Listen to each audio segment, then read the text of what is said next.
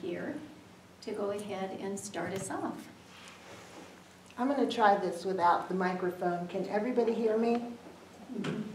Okay, good. I have read a lot of articles on how to promote yourself, your business, your practice.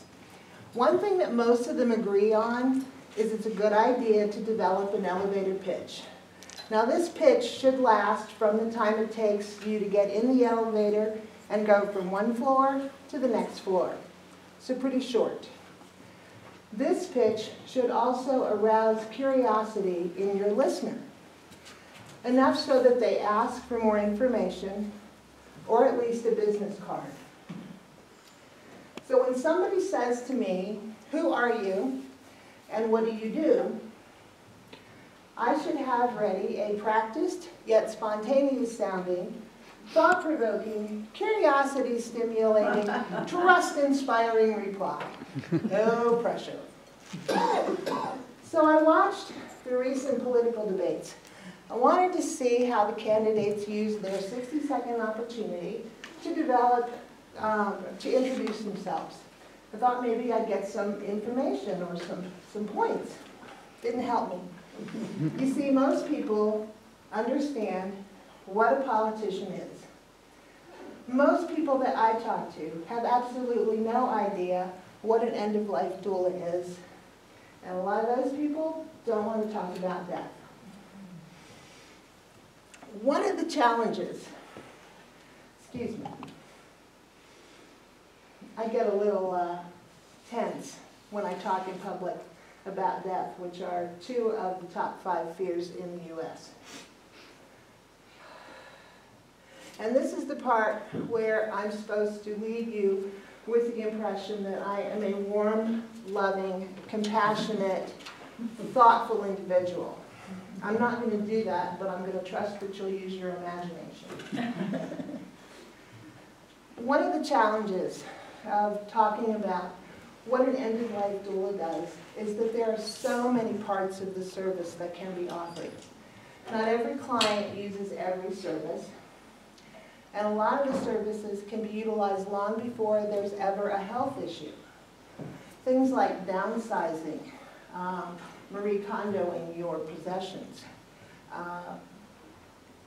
doing a advanced planning directive, making sure that your legal paperwork is all in order, pre-planning your funeral or your life celebration.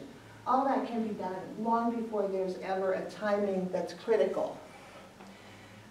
Another challenge is to, excuse me, let me catch my breath. It'll make it much easier for you to listen and much easier for me to talk. Last time I did this, I blamed it on the Spanx that I was wearing. I didn't wear them this time. Apparently that's not the issue. Each client, their family, and their friends have a unique story, unique needs. And these can run the gamut from arranging for palliative or hospice care, running errands, helping family and friends understand what this process looks like, caregiver relief, as well as listening, asking the tough questions, helping the client to realize the completion of a life, however that happens to look. Jack Kornfield titled one of his books, After the Ecstasy, The Laundry. He knew that the sacred lives side by side with the completely human. There has to be room for the big moments, the emotional moments, the tears, the laughter, the reconciliation, as well as for the everyday mundane chores. Somebody needs to change the sheets. Another portion of my pitch should be to let my listener know who my target consumer group is. Recent studies have shown that death is still tracking at 100%. Talking about it isn't going to bring it on any faster. Refusing to talk about it or plan for it isn't going to delay it. Orion Mountain Dreamer, in her book, The Invitation, says, I'm not interested in who you know or how you came to be here. I want to know if you will stand in the center of the fire with me and not shrink back. So here's my pitch. I'm Jane. I'm an end-of-life doula. I'm the person that you invite into your life who offers you thoughtful, compassionate, and proactive support to ensure the best quality of life right through the end. And if you need me to, I will stand in the center of the fire with you and not shrink back. And with that, I'm going to give you a little bit of an idea as to why I'm doing the work that I'm doing and how I got here. I moved recently from Ohio, recent as in a little over 2 years ago. And it was my experiences with my family members. My mom died over 30 years ago in the hospital in a very sterile condition where the people who were allowed to be with her were limited. She was in intensive care, so all of the family couldn't be there at the time. My dad waited 18 years after my mom died, and he died at home with hospice care. And hospice care in central Ohio at that particular time was pretty limited. It was pretty new. He thought that the aides that came in could probably dust and vacuum. He was okay with that. But I was his primary caregiver. And when my husband died 6 years ago, we were waiting for hospice to come to the house to do the intake interview with him. He died in my arms. Those experiences, and also being the medical power of attorney for my mother-in-law who died a year after her son, it just pointed out to me how difficult it was to be the loving family member or the caregiver. It's really hard to do both at the same time. They're two very different mindsets. And I thought how much I would have appreciated having somebody beside me who could tell me, this is what's going on, this is what this looks like, this is what we can do for you. Have you thought about rewriting the obituary? Have you thought about making sure all of this paperwork is in order? Have you thought about, and we can go on and on and on. So that's why I do what I do. I volunteer with 2 of the hospices here in town, and I have held the hand and been beside the bed of many people who have made that final transition.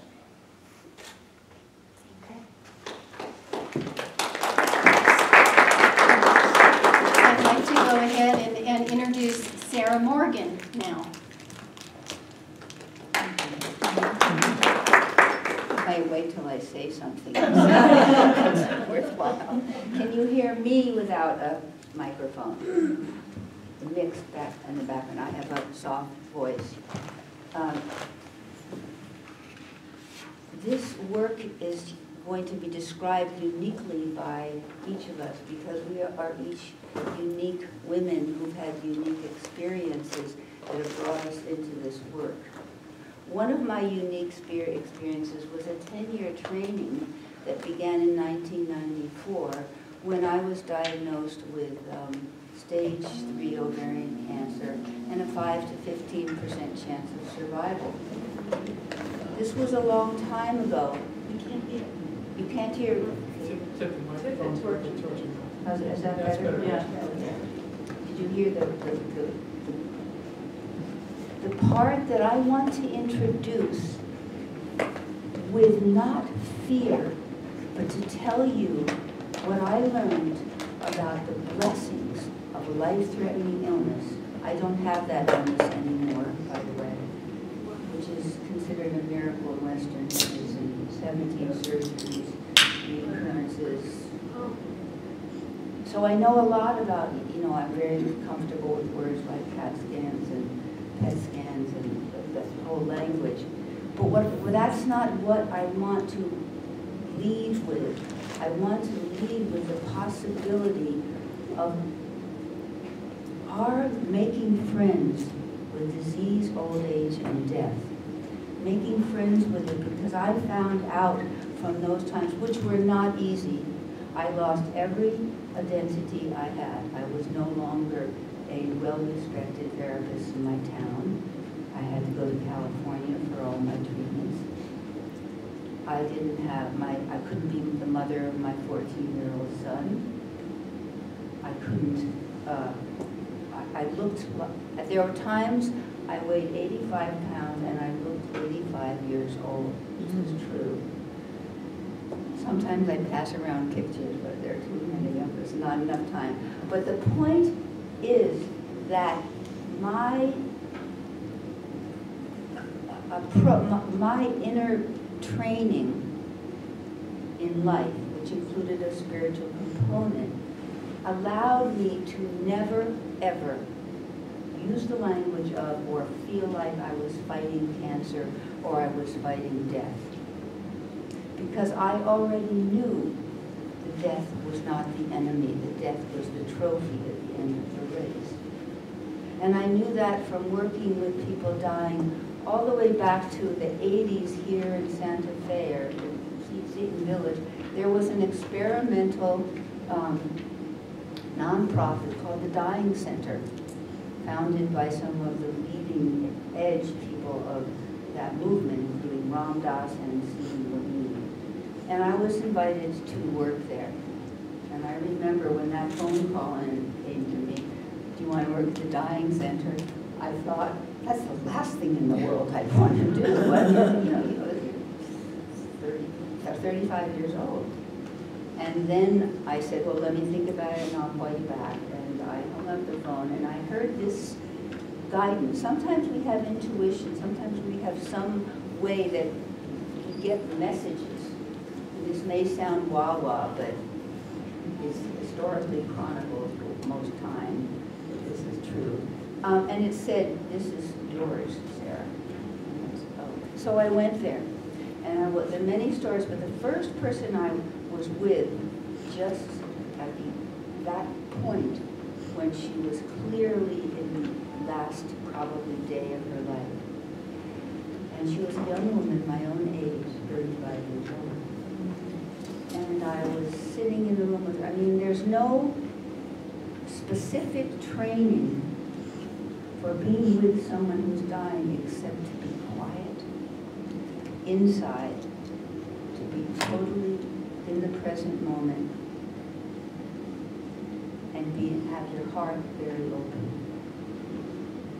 And I could do that. So that was happening, and I was quietly singing something that I'd never been allowed to remember, but it had to do with the word light. And then the phone rang, and I was the only person in the house. It was just a 5-bedroom house, but we didn't have any other clients at that time. By the way, people could come to this place if they wanted to die with as much consciousness as they could. If they did that, there was no cost. It was a nonprofit, except enough money to either buy a ticket home if you are well, or to pay for your funeral expenses. So the phone rang, and I was the only one there, so I went out to answer it. I was probably gone a minute, and I came back to the door of the bedroom. So I knew immediately she had left. So something it had happened. I'm sorry, I couldn't hear what I said that I knew that she had died. But simultaneously at that door, I felt so much joy. And then I felt so much guilt, because you're not supposed to feel joy when someone's dying. But I did, and I stepped into the room and I saw that on the bed, this was what, I'm going to be real, because I'm comfortable with it. And this was a corpse. This was no longer the person's name. And then I saw something else. I saw some above the bed, 3 feet, 4 feet. There was some sort of just a little fog or a little cloud. And then I heard following words. I am the Lord of death, but I am not the Lord of darkness.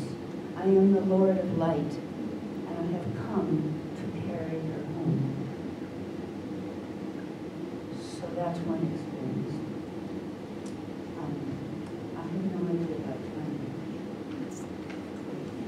So between those two things, I'm very interested in being present with the journey, which is unique for each one of us. Thank you.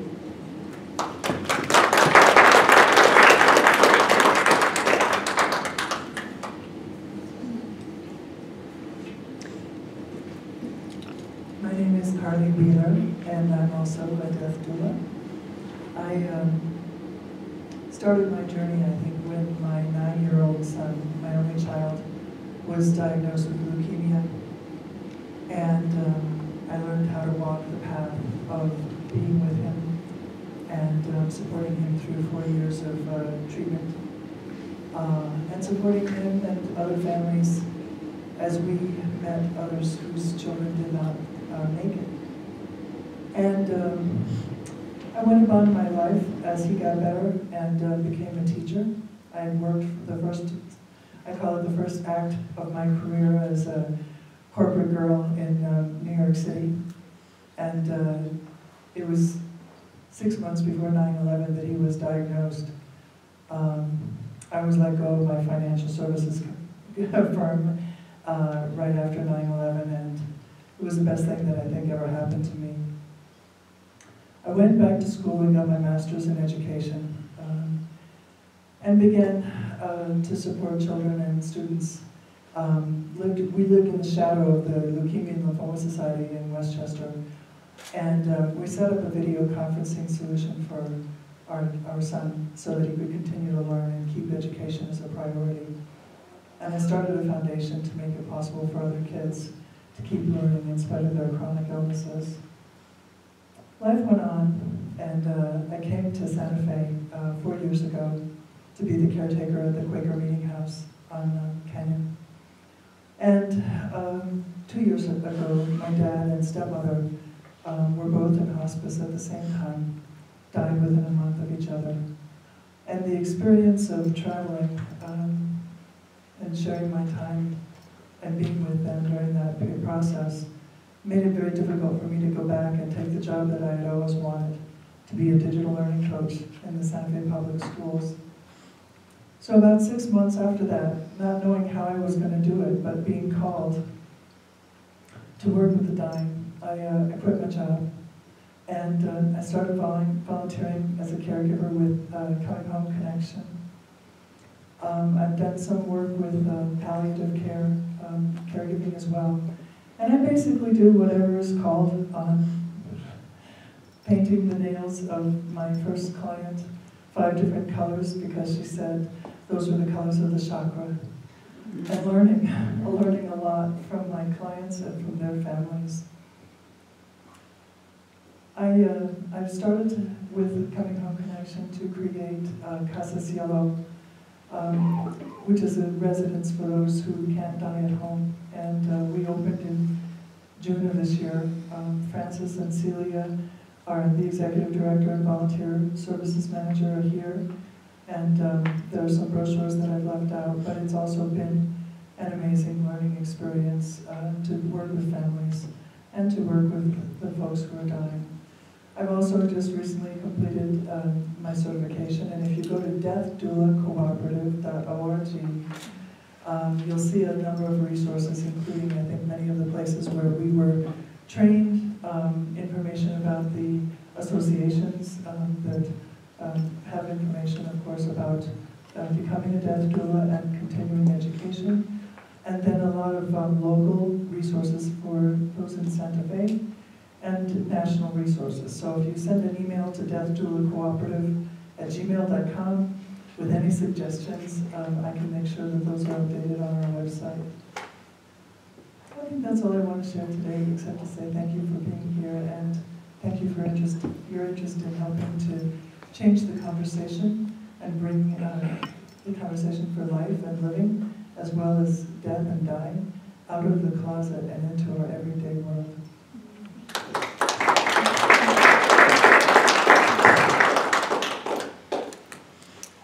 How many of you thought about death as a child? When I was a little girl, I would go to sleep at night and I would put myself in panic attacks. I would think, where was I before? Where do I go after? I'd start perspiring and shaking, and it was countless nights. I would just pray to go to sleep. This came to me around death and dying in through the front door because I was paralyzed with the fear of the idea of death, the idea of something stopping. I gave birth to my 2 sons in the hospital. Both were natural births. Both I went home the very next day. About 10 years later, when I was pregnant with my 3rd child, my husband approached me and said, "How would you feel about a home birth? I've always dreamed of a home birth." And I thought, well, I had 2 births that were healthy and came home the next day, sure. So we spent a lot of time studying and set up a birthing tub in the middle of the front room. And that baby was born in 4 hours. When that child lifted up out of the water, there was this spirit and this beauty that filled the room that I had never experienced before. I'd always been a religious person, but that was a spiritual experience. Now, those 3 children taught me something really amazing, and I became more aware with that spiritual experience. My oldest son was incredibly sensitive, psychic, intellectual, too much, and it's been a burden in his life. And it's been very difficult in my life as well. My middle son processed through his heart and his gut. He ended up in Las Vegas, Nevada, and he works with it there. You can imagine what he does. My youngest child ended up, and her communication happens through her physicality. She's a personal trainer and has always been involved in sports. These 3 children taught me 3 different ways of communicating. Moving forward, through that youngest child, we ended up going through a series of moves and ended up back here in Santa Fe, New Mexico. Wanting her to have a very connected, family-oriented upbringing, we went to a Catholic school here. The families are very connected. We ended up having a lot of unusual experiences, a lot of unusual deaths. Mothers and fathers and even children. Pancreatic cancer, brain cancer. A sibling died from asthma at night. And then accident out on the road in a motorcycle. So much so that that same little girl came and said, "Mommy, is this happening because of us?" At that point, I didn't know how to answer her. Mommy had been involved in helping, but I said, "Honey, I think it's just because we know how to be with them." Moving forward, I started getting closer and closer in this death work, considering all of those families that we were involved with. I met this really unique woman who was Native American and Buddhist, and you can imagine how colorful she was. She shared her highest of highs and her lowest of lows with me. One of her lowest of lows was that she had been battling with cancer herself, a brain cancer. And ultimately, I ended up being called into the hospital. I remember walking in that room that day. I remember seeing her bed, 3 women at the foot of her bed, and her husband standing on the side. That was the exact same lineup that happened for me when that baby was lifted up out of the water. The only place in that room for me to stand was at the head of the deathbed. Now, it was pretty paralyzing for me because I had done work before, but I've never been in that place before.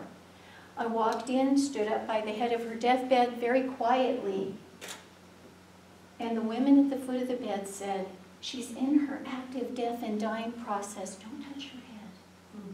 So I just stood there and held my space. I felt comfortable being silent. In that silence, I heard, "Tell her the story of her youngest daughter, Coco's birth." I had worked with this enough to know that the final thing to go was the hearing. So I went up to her and I said, "Ginger, do you remember that 9 months before Coco's birth? How exciting it was. You told me about it. And then the active labor came and you were brought here to the hospital.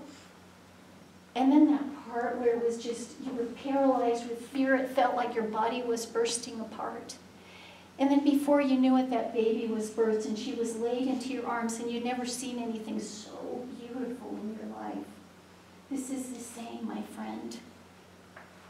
And with that, she let out a breath. And we waited and waited, and whoop, another breath in. And I just stood there, pulled back, and I said, "What the heck just happened to myself?" And I heard again, the women said, "Just stand there." We stood there for what seemed the longest time. And then she took in another breath and another out. And I hear yet again, "Speak to her again." So I go up to her and I said, "Ginger, you've taken a peek now, sister. When you're ready, just spread those beautiful wings and fly." And with that, another breath went out. Nothing to follow. Silence. That same beautiful silence in my daughter's birth. I said my goodbyes to my beautiful friend and I walked out of that room that day, a changed person. I knew I had another mission because I had now felt something different in my body. It was a different knowing, and it set me on this crazy path. It's been about 28 years now. Each death is different. They're all unique, and they all have beautiful gifts to share. And that's what brought me here.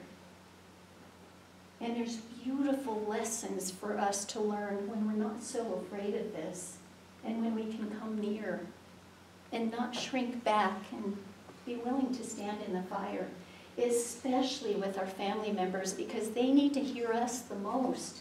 We're the ones they're connected to. That's my story. And now we're going to open up, because I know there's a lot of wisdom here, and there's also a lot of questions. And we're here for you. We're all unique. We all process in different ways, and that's what makes it so amazing to be here together and with you.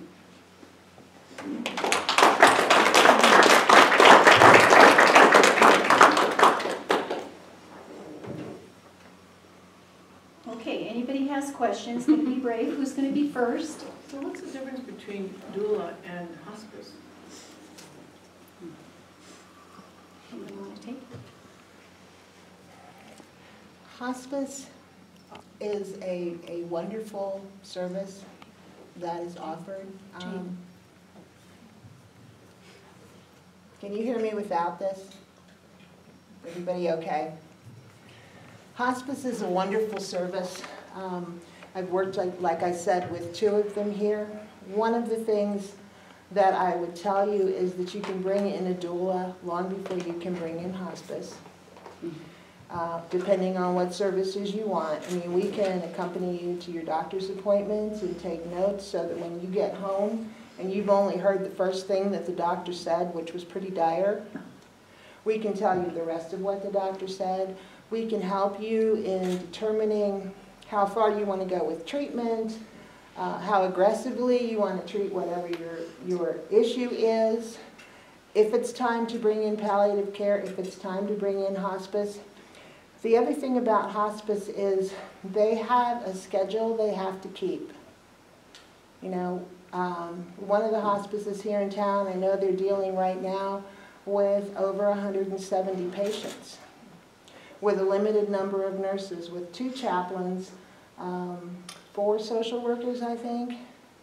Some nurses' aides are coming in. They have a limited amount of time that they can spend with you. As a doula, I'm working with 1, maybe 2 people at a time, and I can spend the time. I can take the time to get to know you. I can take the time to understand what your final wishes are. I can take the time to help you to write your legacy will, your ethical will, all of that information. And the other thing that I will tell you is that it wasn't all that long ago that birth doulas were in the same position as the end-of-life doulas, where they didn't necessarily have that feeling of legitimacy in mainstream America. And if you talk to the medical professionals now, to the obstetricians and the obstetrical nurses in those neonatal units and the parents who have had the wonderful experience of having a birth doula with them in the hospital, seeing that little baby born and the support that they've been given, they will hands down tell you that they are a valuable member of the team. That's what the death doulas are, just a valuable member of the team. We can offer you a very wide range of services that you're not going to find, and we can also steer you into hospice maybe long before you ever anticipate that you're going to need them. You know, the average hospice stay is about 3 weeks right now. And they do offer you a lot of advantages in bringing in the medical equipment, in providing you with all the medication that you need, in having the doctor, in having the nurses, in having the chaplains. Take advantage of it, and we'll probably get you there faster than you would think.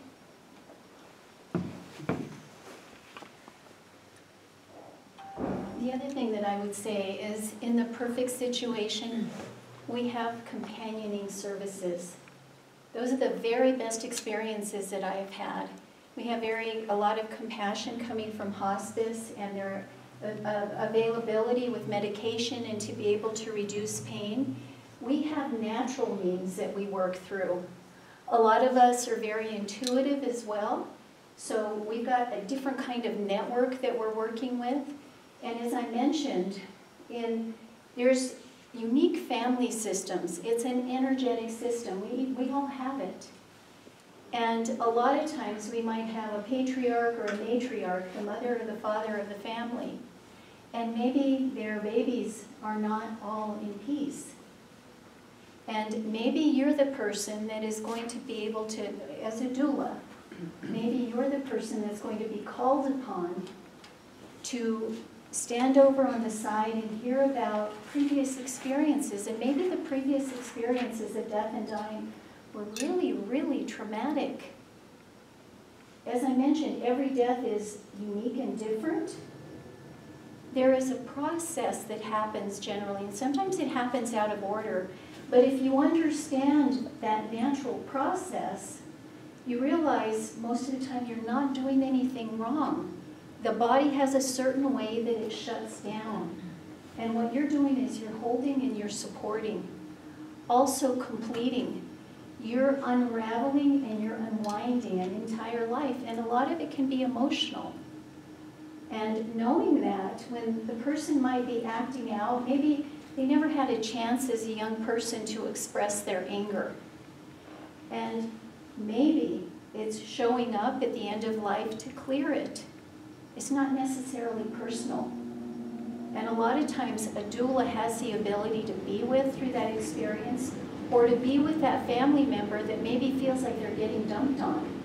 And when they understand, they have a greater capacity to be with, and a lot of times see through all of that anger when it subsides, and a lot of peace will happen, and they're there to get all that grace and to feel it and complete. So it's really, really important, if We want to have consciousness and intent. You've got people available now to help and support you do that, whatever your belief system is. And they come in as an extended person. Sometimes they almost feel like an extended family member to be there on call for you. We will readily, we want communication. We readily will go and we buy iPhones, we buy computers for communication. Those are systems that have all of these communications that were put together by a networking system. Doulas are a different kind of networking system and a different kind of communication that has a great amount of value in the same way. We can be intermediaries, we can be interpreters, and we can help if the family's intent is to find peace and well-being and leave those behind in a more balanced way. That's how doulas serve.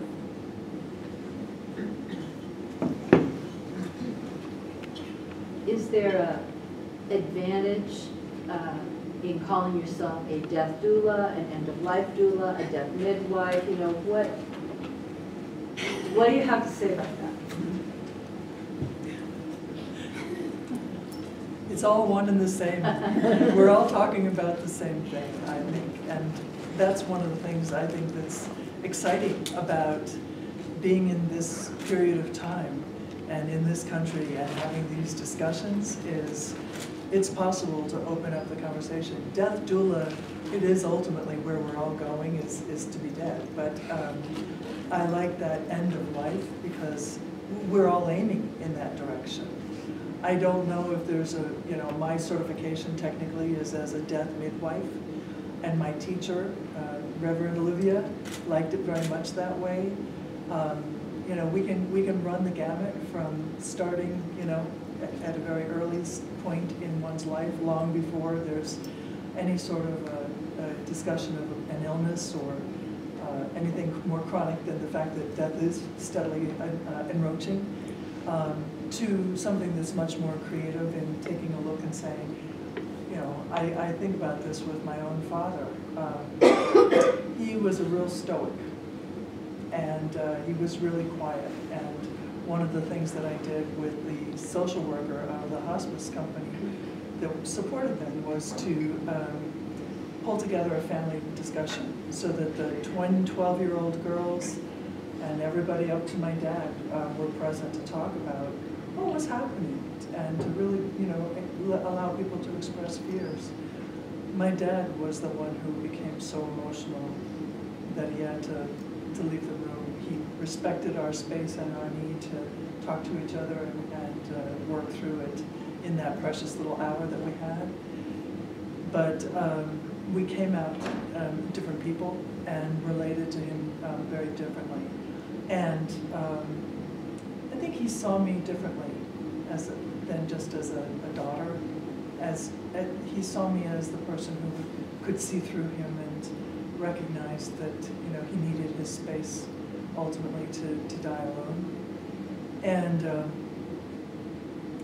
I guess that I would just say that the training, you know, is formal to a certain degree, but it's so much the presence of being with each person. So I think each of us is here to explore what that might look like for ourselves as well as for those we love. And in the case of my dad, you know, he shared with me things that, you know, his fears and his decisions about a lot of things that had happened earlier in his life. And he asked me to share that with my brother and sister, and that was a great gift. And I never expected, you know, getting the death doula or death midwife training, that I would be able to be present for any number of conversations in that regard.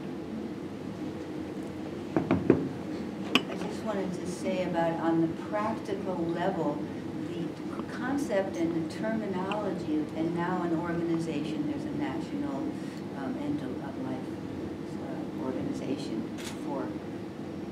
for this training to give you the certification of. So there's a certain quality control, but also when we think back, at least in my lifetime, that having a baby at home and midwives was quite radical. And in a way, that this radicality of having a word, a title that includes the words death, you know, and then helping doulas in birthing and bringing out movement through very big chapters of life. It's become heard more, and it also is more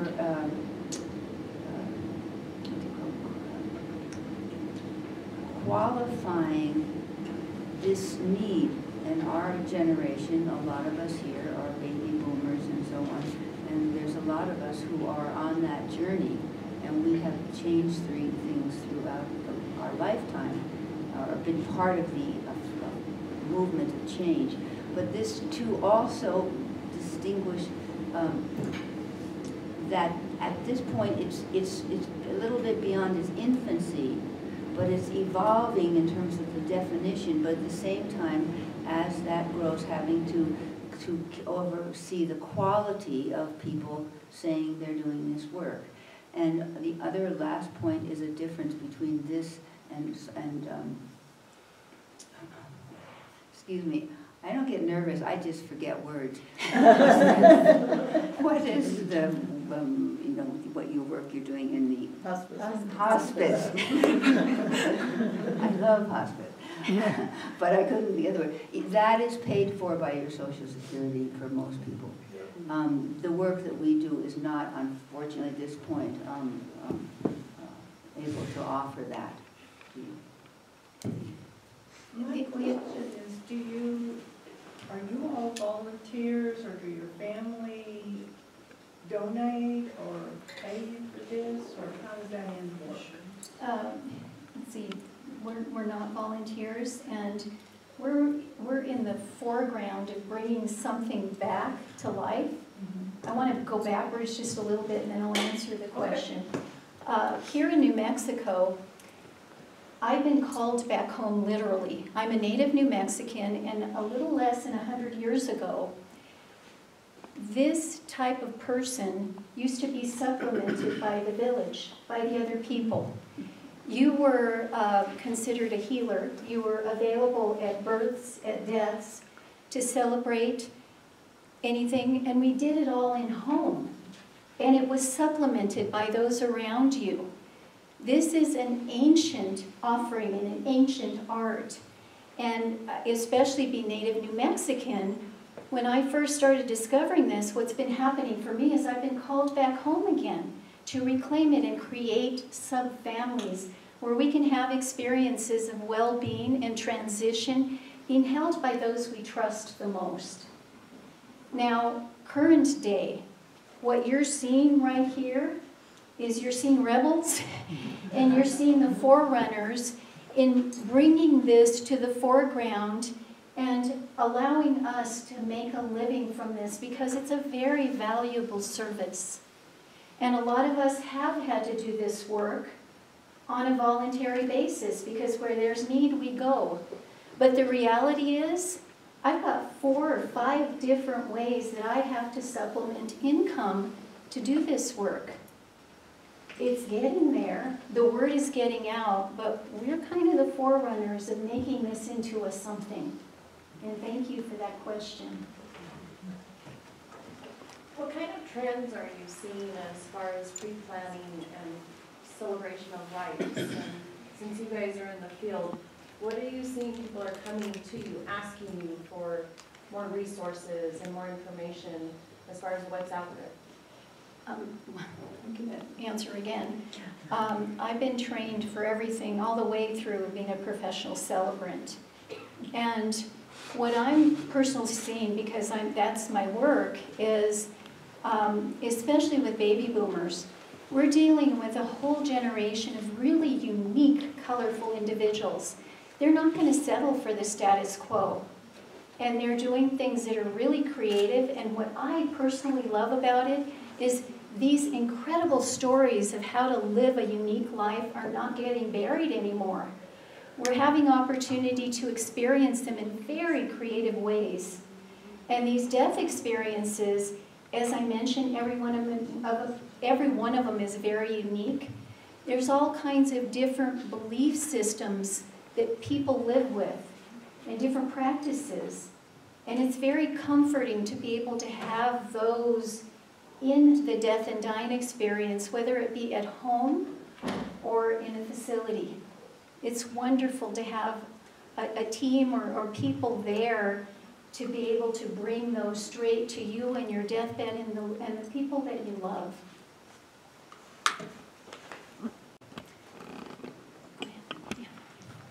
I want to add another perspective also to the interesting question about trending. I'm a director of a program at Southwestern College. It's called Grief, Loss, and Renewal. And I teach young people, who are there to get graduate degrees in counseling, including classes called things like Dying to Know and Making Friends with Death. And those young people are so happy to have a place where they can talk about the forbidden word and experience that almost everyone of those young people has experienced a death close to them in their life. And so often a family in which nobody really talked about it. And that needs healing, and they're so relieved. They put them in groups and talking with each other and sharing, and they're very open to this and to having a place where, even at that young age, they want to know what this is about and to be able to consider the possibilities and explorations of a new way to look at a very eternal reality. I'll add one more perspective to that really great question. And I invite everybody to keep thinking about what's changing in your own perspectives and what you read in the media, etc. I would say also that the conversation for taking back the caregiving, taking back the being with the person who is dying, and taking back the bathing and the preparation of the loved one in dressing them in the choice of that person or the family, and in keeping that person at home for as long as the family chooses. Often people are living in other states, other countries, so it's possible with the support of at least death doulas, but others as well, to keep that person at home just a little bit longer and honor that person in a very comfortable space for the family. I think that's a very significant change. The other part is, of course, green burials and a variety of other ways of helping the loved ones come back into the earth, into the water, or into the air, I suppose you could say. I think those are all trends we're going to learn more about, as well as what Gail mentioned, that creative Santa Fe guy. I haven't put that link to that article from the New Mexican on our site, but I will. I still have half my father's cremains. He didn't care what happened, and I take a part of him with me whenever I go on a really fun trip, and bring him back to the earth and tell him how much I miss him and how much I love what he's done for us. And the idea of being able to have some beautiful white, smooth pebbles that I could actually hold on to and ground myself with is pretty exciting too. I think end-of-life doulas or death doulas is starting to get talked about in the mainstream. I know that there was an article in The Guardian today about death doulas. That's a national publication now. And one of the other things that I would like to say is that having all of this happen at home with the family gives us an opportunity for our children and our grandchildren to start the understanding that this is a very natural part of living and that it's not scary. It can be sad, but it shouldn't be scary. My granddaughter, when she was 4, had a paternal uncle pass away suddenly. And the family were gathered to discuss what they were going to do, what kind of services, what things were going to be read. And this little 4-year-old walks into this room and she says, "I don't know why everybody's so sad. It doesn't hurt coming into your body and it doesn't hurt going out." And I think we need more of that. Yeah, we're looking at a cultural and social change, but again, coming back home, our children, when we all lived in one house, the grandparents were there, the parents and the children, it was very natural for them to be involved in so much. They're naturally spirit connected also. And that's one of the things with all of the training that I got elsewhere and came back home and started experiencing death the New Mexico way. One of the things that was perplexing to me is all the generations were there. One of the experiences, a couple of them, very unique. There's a person in the room here whose mama was part of my education. They didn't hide it. They weren't tucked in the back room. Mama was in the front room in her process. The TV was going, the food was cooking, everybody was doing the mitotera, which if you don't know what mitotera is, gossip. And I remember walking in to these experiences and saying, wow, wait a minute, that's not how we do this. He needs to be in his sacred womb or her sacred womb. When I shut up enough to sit back and watch, there was education going on because these generations of family members were naturalizing this, and they did it together. In this particular case, Mama wasn't settled until all of her babies were around her, holding hands and doing what they did in their religious beliefs, in their faith, and honoring her with their words, and then promising her that they would be together and take care of one another.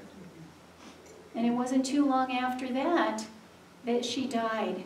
She just needed to know that. Any other questions or comments?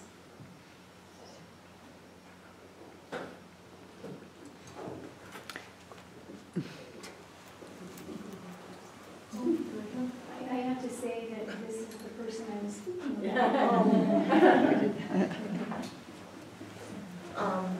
ChrisTina was my friend, and I didn't know exactly that she was the death doula, and she called me to tell me how I was doing. I said, we're doing good, we're having a birthday party for my aunt.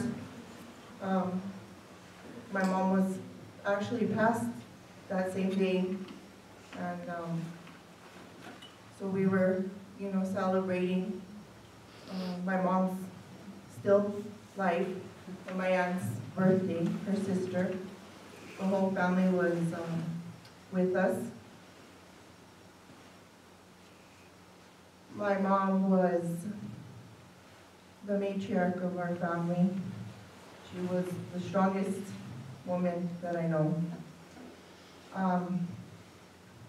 ChrisTina came to our party, and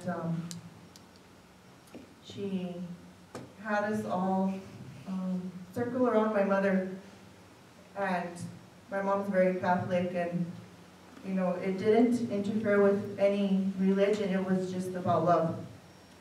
So we all held hands, and if we wanted to say something to my mom, we did it out loud, and if we wanted to hold it in our hearts, then we would say it in our heart, and when we were done, we would squeeze the next person's hand. And the energy that went around my mother's bed with everybody who loved her and everybody who was there to celebrate her life and her death got to leave with an open heart, peace. My mom knew that she was loved. You could feel it in the air, and it was, we finished off the evening, and everybody left. It was me, my sister, and my dad.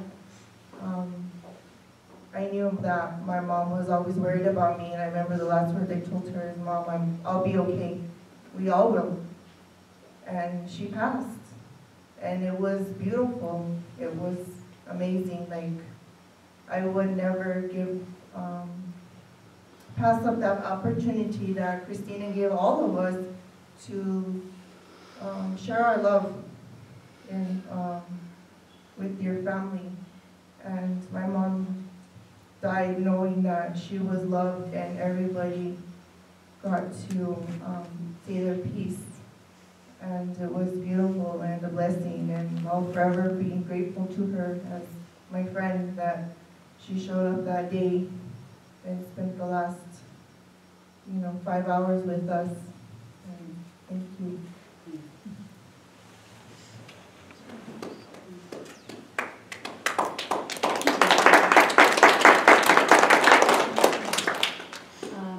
I'm ChrisTina's mom, and this is only the second time I've heard my daughter speak, and I'm just amazed. She started out as a respiratory therapist at a hospital in Albuquerque, and she was so good at it. The only problem is she's got such a big heart. She took all her patients home with her. She didn't leave them in the hospital. And it finally got to the point where it was really getting to her, emotionally, physically. So she had to take a new path, speak forward to not long ago, a few years back. When she first told me what she was going to be doing, I thought, why would anybody want to do this? I mean, what? You've already had an experience with dying and people, and it hurt you so much. Why do you want to do this? But then I finally came to realize this is a gift. It's a special gift these ladies, these women have. And it's a calling that very few people get. And these ladies have been brave enough and have a big enough heart to answer that calling. And just from a recent experience, I lost my sister. We buried her on October 10th of this year. And her daughter, my niece, she was diagnosed in April, and they gave her 2 months. She passed away, like I said, the 1st of October. We buried her on the 10th. And her daughter took care of her this entire time. She was like a mother taking care of her child. And Leslie, it took its toll on her. She was there night and day, 24/7, taking care of her mother. We kept going back and forth to assist her. And toward the end, Tina got involved. And it was only, I've always been afraid of death myself. It's a scary thing. It's a scary thought to most people. But it was through her talking to us and her wisdom and her training, extensive training that she's been through, that she made it a beautiful occasion for my niece, who was already to the point of a nervous breakdown because she was so stressed over taking care of her mother. She was determined she was going to try to make her better. She wasn't going to let her die. And it was through Tina and her wisdom and her gentleness and her leading by example that she helped. I saw the stress level go down immediately on my niece as soon as she came in to the picture. And myself as well. I was able to stand around the bed with my sister, pray with her, talk with her, listen to her. Thank God her mind stayed with her till the end. But it was only because of her that we got through this. And like I said, it's a calling. And these wonderful women here have met that calling. It's a special gift, and we thank you for what you're doing. And I respect you, and I love you so much. And now I understand how important it is what you ladies do.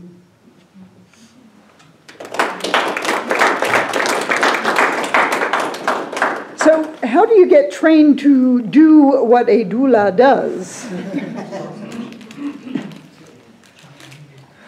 There are now trainings. Use the microphone, please. Oh. There are now training centers all over the country. I got to do mine in Maui. Nice. But there's one in Denver, Boulder area, and each of us have been in different units, gone to different of these events. They're like a 6-day training and then second training. And, each is unique, but if you go online and just Google death doulas. Well, what did they train you to do? What specifically areas do you focus on?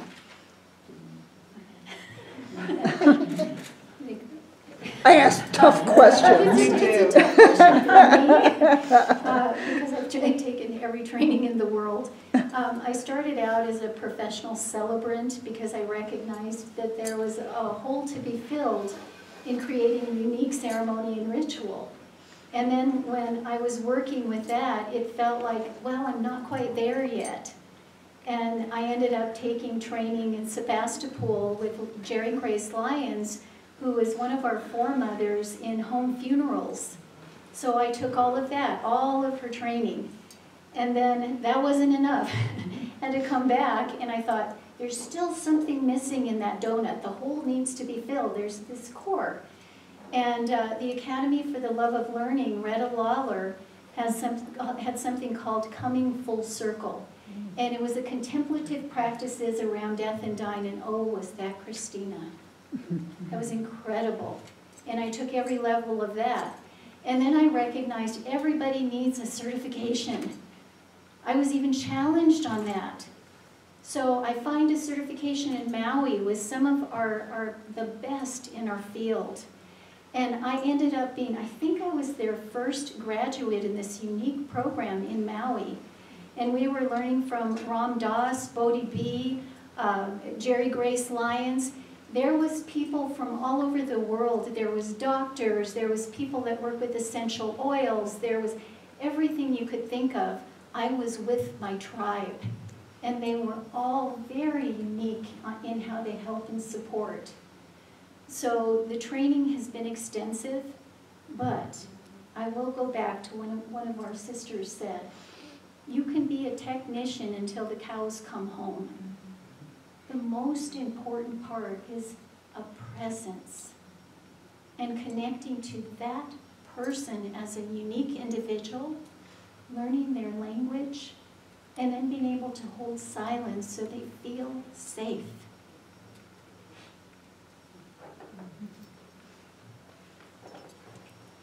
Please be seated. My training was with Sacred Crossings in Los Angeles. It was really 3 weekends, three-day weekends of work. The first was really focusing on oneself, becoming comfortable and familiar with the dance of death. So there were a number of different exercises designed, self-work, partner work, and then the larger group. I don't think that there were ever more than 15 to 20 people in each of our 3 classes.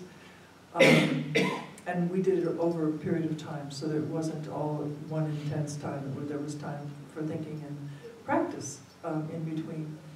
The second course was really about the planning for one's death and all of the questions one would ask oneself through tools such as 5 wishes and really how to pull together a death file with great joy. So I've got my death file together. I haven't put together a little money for a manicure and a haircut, but I really love that idea. But I will also say that for me, a part of that process was in coming to terms with the person that I chose to be my really my healthcare proxy, but really the person who could see this process through for me. Often, as we've described in a number of different processes here, it's really a freedom to allow and support a person in the family to just be that daughter or that son or that sibling, rather than the complete picture of caretaker and detail keeper. So that's an important part of the process that I went through in choosing the person who would, come heck or high water, ultimately make sure that my wishes that I have now documented are respected. And to sit down with her, with my lawyer, who's a friend of mine, and my son, who's now 28, and very well, to sit down and have that conversation with my child at this point in our lives when I'm still very healthy. I don't know how sane of head I am, but sane of heart. And to have that conversation with him was a really amazing part of this learning experience for me, to be brave enough to say, I don't intend to die anytime soon, but just in case, I want you to know that I've got these wishes and I've got these plans, and this is what I haven't, shared with him my playlist of the music that I want played at my celebration of life, but I sure as heck plan to be involved as much as possible in creating that celebration as well. Include as being, certain flowers in my hair and the center of attention and so on. Anybody who knows me knows I really don't like to be the center of attention. The third part of the program was then really the practical parts of different death traditions in different cultures. Learning about what happens during the process of an autopsy, why people have autopsies, why they are even needed. Why there's embalming, and what choices you make when you make that choice for someone, or so it was very much the physical, what happens to the physical person before, during, and after death, and then how to support families, not do it all, but to train and teach families about how to care for their loved ones. So that it's not just the what happens up to the point and then voila, off to the funeral home, but to recognize that there are lots of choices. So that's what my training was about. I'm hearing, my deepest apologies. I'm hearing the doctoral level of the countless few that I've had the privilege of supporting. Each one of them was a teacher of doctoral level of life, each one of them. And there isn't anything, as far as an educational experience, more than what you learn being by someone's side, as everything goes away but the most important part of whatever it was that they were about. And sometimes that might be anger, but they're authentically angry. Sometimes it might be this unique way that they used to file folders. But it's important. Every single time, it's not an offering that way. Every single time, it's this gift that happens. And you walk away with such a fullness and an even greater capacity to be able to experience this beautiful life that we're privileged with. And there's nothing that wakes you up to that more than when someone has been given a prognosis that says, life is this big. And then all of a sudden, everything becomes precious. And you're right there in that energy field, and they're trusting you with all of their most precious goods and their fragility. You get that honor. Do we have anybody else who's got pressing questions? I'm curious if many men train for this. Fewer than women. But there are some. Definitely. We have, I've got a couple of brothers in town, one in particular that I work with a lot.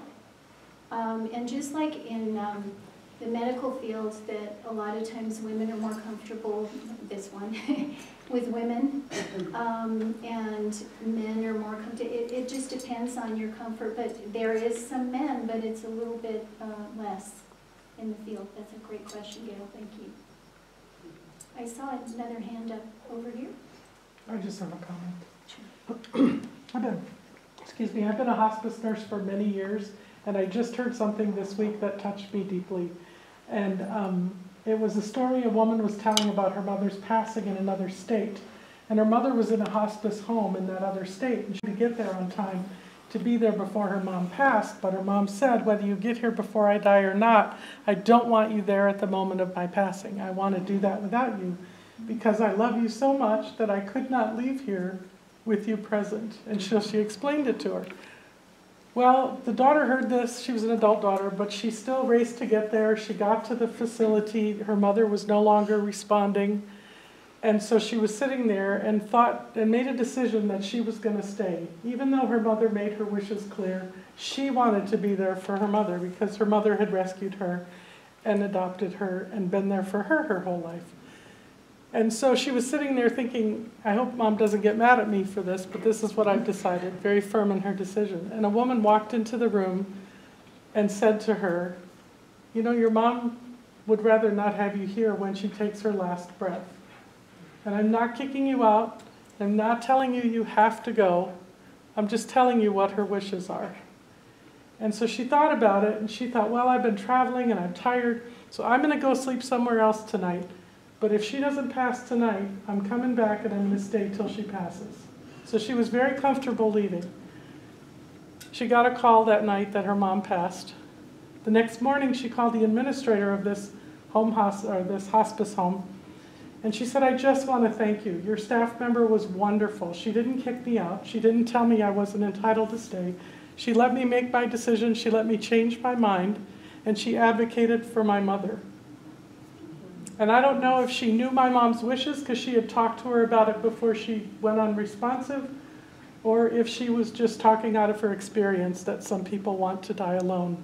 But I really thank you for the way she treated me and gave me options and was very gentle. And the administrator said, that's wonderful, but we have no one on our staff that matches that description. And so she said she hadn't figured out if it was her guardian angel or her mother's guardian angel, but somehow it happened. So I think it's hard sometimes being a hospice nurse when we're focused on the physical and the medication and the family and to make time and leave space for the spiritual and the special and the sacred. Wow.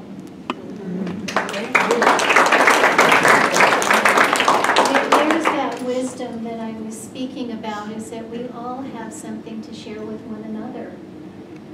The other incredible experience is, as we do our work, I think it's going to become a necessity very soon with the way that medical is changing, with the amount of deaths, with baby boomers that are going to be approaching, that we have to get more comfortable with this in our families and with our friends.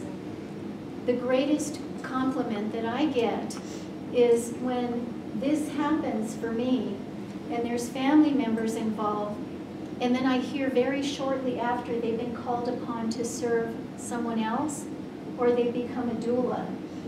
That's my personal mission, is to spread this like ease, not disease, like an ease. And to make the D word something that is just very common. I just had somebody recently say, you know, the only thing about those presentations is I didn't like that death doula word. And I said, well, thank you for your input. However, that's our mission, is we're trying to make that a common language so people aren't afraid to talk about it. So we very intentionally put death in front of everything. So that it gives permission for people to talk about that with you. And it's really funny when you start putting that in your consciousness. I go into airports, I go to restaurants, people behind me will start talking about the D word with me. It's like I've got it written up here. And that's cool. I'm so happy when they'll talk about it, because they're in their life, we don't safely talk about that with anybody, especially if we're going through it. The family members are so afraid to talk about it because they think they're going to be hurting one another, and inadvertently are hurting themselves and each other. And when you can be that person to talk with Mama, the minute you go in that room and she starts talking with you, it's like, finally I can talk about this. You step out the room and you talk with the daughter, finally I can talk about this. And then you're willing to talk to Mama. Mama, would it be okay if I maybe mention it to your daughter and make a way for you to talk about this?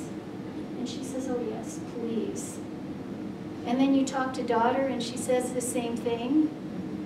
And then you're on your way out, and this happened recently. You're on your way out and you become the person that puts the D word in the room. Magic happens. And then pretty quickly thereafter, the process process starts, because all the energy doesn't have to be around clutching to this thing that we're so afraid of talking about and hurting one another with. Any more questions? Say your names each one more time. Karli Wheeler. ChrisTina Simek. Sara Morgan. Jane Turner. Let's give our doulas a good round.